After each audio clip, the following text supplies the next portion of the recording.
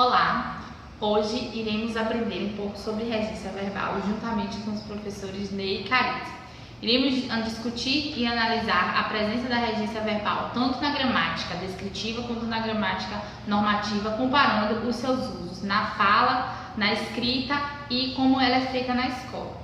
Sabemos, inicialmente, que o conceito de regência verbal consiste em que alguns verbos eles irão assumir certas transitividades de acordo com o seu sentido.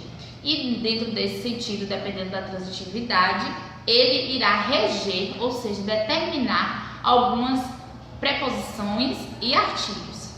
Tomamos como exemplo o verbo assistir.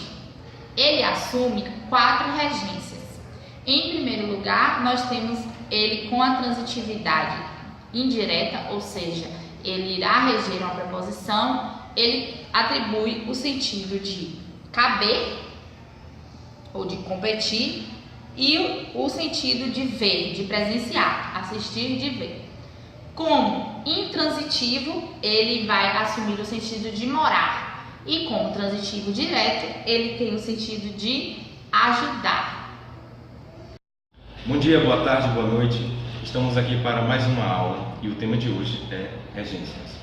Bom, hoje eu trouxe como referência o livro do professor Círio Pocente, Língua na Mídia. Eu vou sacar para vocês. Tá? Bom, o Círio Pocente ele vai dizer que não tem nenhum problema o falante dizer acho que em vez de dizer acho de que. Segundo o Círio, isso não tem nada de errado em termos de sentido, de pensamento, de clareza e de comunicação. Simplesmente é um erro de etiqueta, né?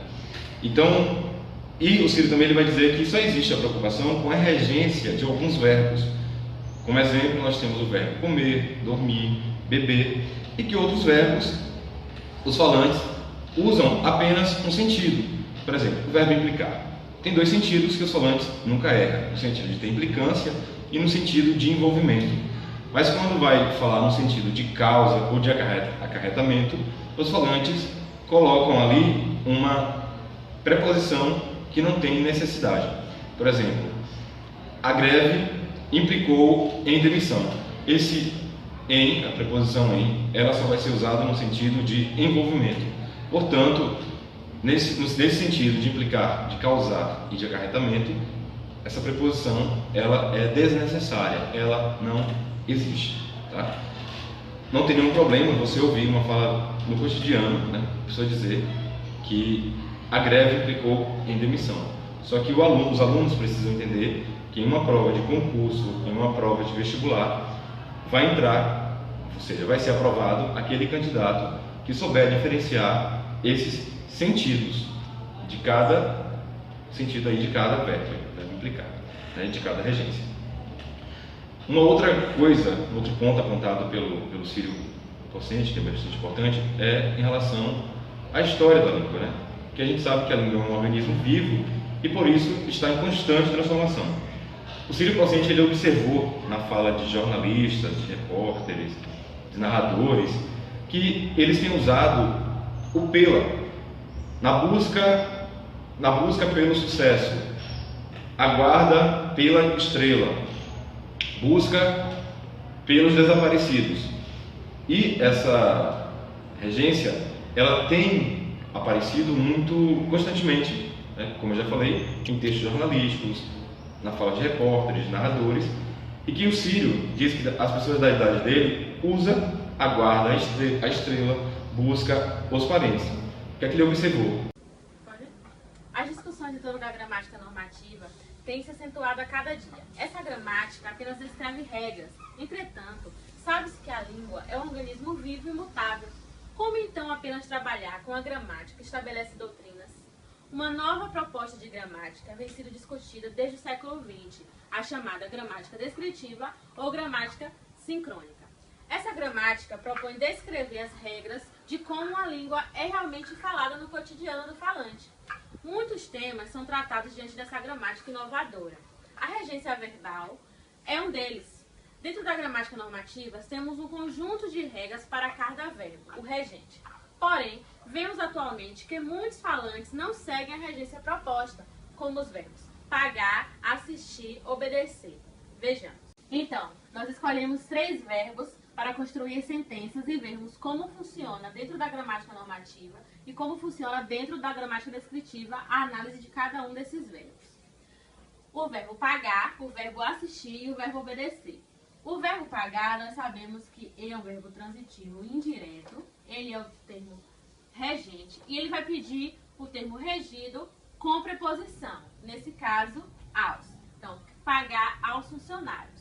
Só que, no cotidiano, as pessoas têm usado muito pagar os funcionários e não mais pagar aos funcionários, como a gramática normativa prescreve.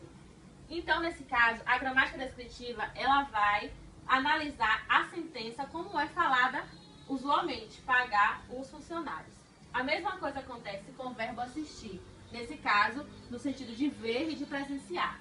O verbo assistir também vai ser um verbo transitivo indireto e ele vai pedir a preposição. Quem assiste, assiste a alguma coisa. Nesse caso, ao filme, o objeto indireto. Mas, usualmente, as pessoas estão falando assistir o filme, assistir a televisão, sem o uso da preposição. A gramática descritiva, então, nesse caso, vai analisar como é que funciona essa construção sintagmática. O verbo obedecer. Quem obedece, obedece a alguém. Nesse caso, o verbo obedecer se dirige para uma outra pessoa. Obedecer ao pai. Então, nós temos também o verbo transitivo indireto e a preposição, que pede a preposição. Aqui, então, o objeto indireto. Obedecer ao pai. Usualmente, as pessoas também estão utilizando obedecer ao pai. Os falantes, eles deixaram de lado o uso da preposição e usam apenas o artigo o. Então, esse verbo ele não é mais verbo transitivo indireto, e sim um verbo transitivo direto, e o pai se torna o objeto direto. Dentre as gramáticas descritivas existentes, nós temos a gramática descritiva do português, do gramático Mário Perini. Ele vai trazer dentro dessa gramática uma questão muito importante sobre a regência, que é a regência do verbo comer. Como é que esse verbo comer ele se comporta? Por exemplo, nós temos o verbo comer, pela gramática normativa, ele é um verbo transitivo direto. Sabemos que o verbo transitivo direto é aquele verbo que pede um complemento, sem o intermédio da preposição. Ok. Entretanto, nós vemos aqui algumas sentenças que vão confrontar essa afirmação da gramática normativa, que é: ele comeu todo o mingau. Ok, ele comeu todo o mingau, verbo transitivo direto, como diz a gramática normativa. Porém, nós temos 2 sentenças aqui que não vão seguir essa regra. Ele já comeu. Observe que o verbo comer aqui, ele não possui complemento, ele não pede complemento, ou seja, ele tem o sentido completo. Nós sabemos que quando um verbo ele tem o sentido completo, ele é chamado de verbo intransitivo. Outra sentença, ele quase não come. Nessa sentença aqui também, o verbo comer, ele não pede complemento, ou seja, ele é um verbo intransitivo. Vemos, então, como é importante que um professor de língua portuguesa, esteja inteirado dos tipos de gramáticas, porque um aluno, ele pode se deparar com sentenças como essa. Então, como ele vai classificar? Ele vai dizer que o verbo comeu, nesse caso, ele já comeu, é um verbo transitivo direto? Ele não pode dizer isso, porque nessa sentença o verbo é verbo intransitivo. Então, o professor de língua, ele tem que estar a par de todas essas gramáticas para que ele possa explicar para o aluno em que determinado contexto um verbo, um advérbio, um pronome, ele pode ter outros sentidos, outras denotações e conotações. Então, por isso a importância do estudo da gramática descritiva para o aluno e para o professor.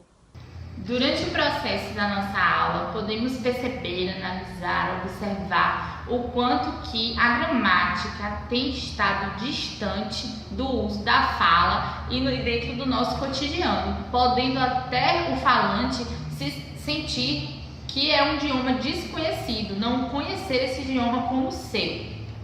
Porém, cabe ao professor utilizar as regras gramaticais dentro de sala de aula, que também são importantes, mas atribuir ao aluno um senso crítico e questionador em relação à língua e em relação a essas regras, esses dogmas normativos, que, visto que a nossa língua ela é dinâmica e está em constante mudança, pois ela forma um organismo vivo.